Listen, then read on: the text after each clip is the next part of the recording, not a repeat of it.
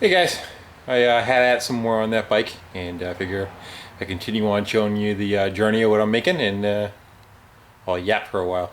All right, pile didn't get too much bigger, a little bigger. There it is. Just kidding. Here you go. I wanted to make it so that the rear wheel drove straight off the motor, but the problem was the motor was just too fat to do that. If you look at those style bikes, the crank assembly is probably about 5 inches wide total, and if you look at this puppy, that thing's just shy of a foot wide. So if I went with the pulley off the side of the motor right to the tire, the motor would have had to sit so far off to this side that you never would have been able to pedal it. So we ended up going with a jack shaft just for the purpose of redistributing the power. You like that? It's mad, I never saw a serpentine belt pop riveted together. Wait till I go to the parts store for a real one. Yeah, I fixed it on the road. So I just pretty much had to make everything what you see. Last video you saw that I tacked into the frame and just pretty much had the wheel and the rear frame set up. Since then, because I needed the jack shaft, we ended up coming off with some 1/4 inch plate, some 3/16 square tubing, and on top here, the bearing that's inside here is a spindle for a mower deck, and I just kind of used that. I looked in my scrap pile, just something that I found, and so then I had to find something to mount it in, and I got me a piece of pipe. Piece of pipe was too big, by about 1/4 of an inch. It rattled around inside of it, so I slid it down the center and crushed it so that it matched the bearing, and then re-welded it back up again. So you can actually kind of see the bearing poking out there a little bit, and what I tend to do, there's like a center section of it with a groove in it. Once I have exactly where I want it, which I think it is right now, I'm just going to drill it and put a set screw in this to hold that, because there's really nothing holding it side to side. It is a press fit, but I want to tie that in. And then I had to make a front sprocket, and the front sprocket, actually I made two. This is the first one I made, and this one was set up to go right on the motor and drive it, but as I said, the offset was too far. So and that included over. There's a little sprocket that's on the inside of that that's welded into this, and this started out as an idler pulley for a mower deck. So I ground out the rivets, split the thing apart, popped the bearing out of it, and again the same thing with that one. You can see that there's bolts back in it. I changed the center hub from a sprocket, so this hub is now mated to this guy. It is welded right to it, so it's not going anywhere. It is keyed, and all of them have set screws in them to hold them, so I can kind of slide them in and out if I need to. And again, the pulley does come apart now. So that's that. I cut the frame up. You notice the top tube, I used to have a bow to it. I heated it up, and I slit the bottom of the frame, and I split it here. And I heated it up and kind of pulled the bike apart, so I was able to stretch it because I needed room for the motor. This one originally stops right here. This used to bend all the way up over to here. Again, I heated this piece up and drew it down in a way to give me space for the motor. And then if you look at what those bikes originally looked like, they had like that swoop that kind of came in down here, and the motor would have sat down here.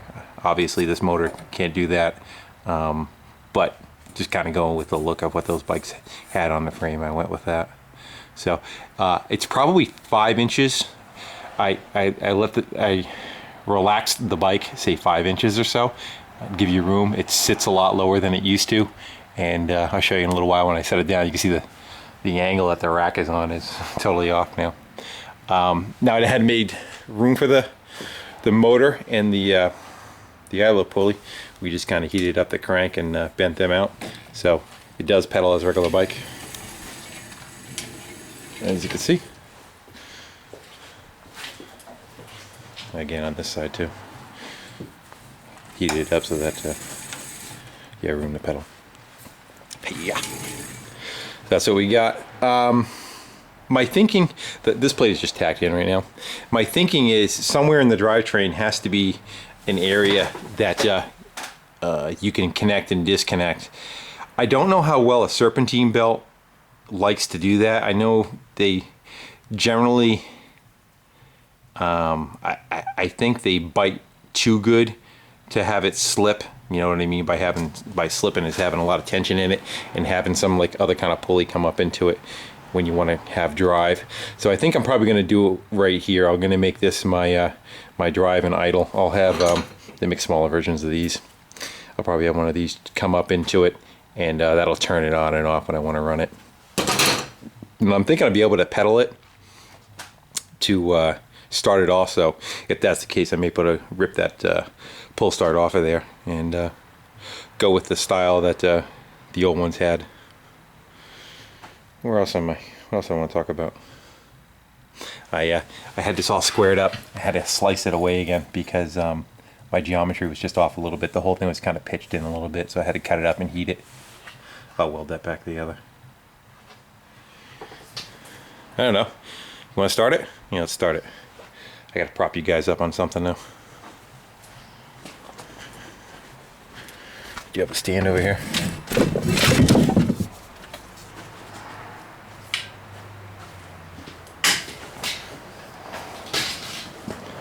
It's probably gonna be more trouble than it's worth, right?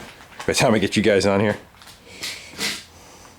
I think I would have set this up ahead of time.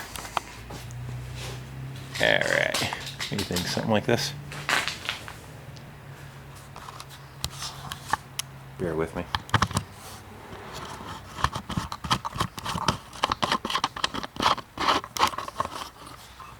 Kind of a shitty place to look at it though, huh? Let me try it on the other side.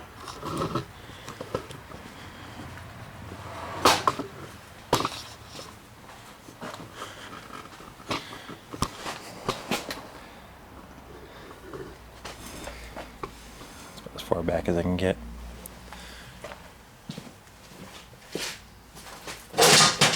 I did put a little bit of fuel in it right before I started the video.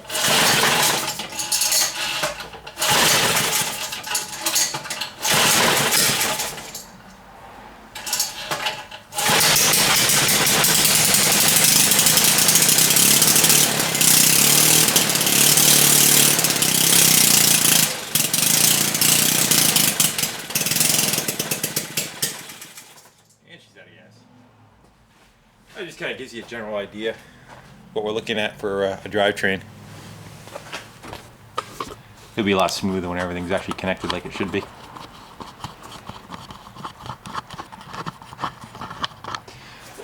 So I'm going to tear it back apart and start welding everything up and getting her kind of more stiffy to the way it should be. What else we got? Still going to work on probably that Springer front end. My brakes still work like they should. You pedal backwards, we'll apply the brakes. So that's all it's going to have for brakes. Gas tank. I'm probably going to make a gas tank, I think. I'm not sure. I'm thinking kind of like the Indian motorcycle, I guess you're going to call them, bicycle. They had more of like a square tank, kind of tapered down. I'm thinking something like that. Maybe I'll make a shot at seeing how I can make one of those. And I'm going to go buy probably 2 white tires and put them on. It's kind of like more the look too. I'll show you. Hold on one sec. I'll show you what it looks like when it's laying flat.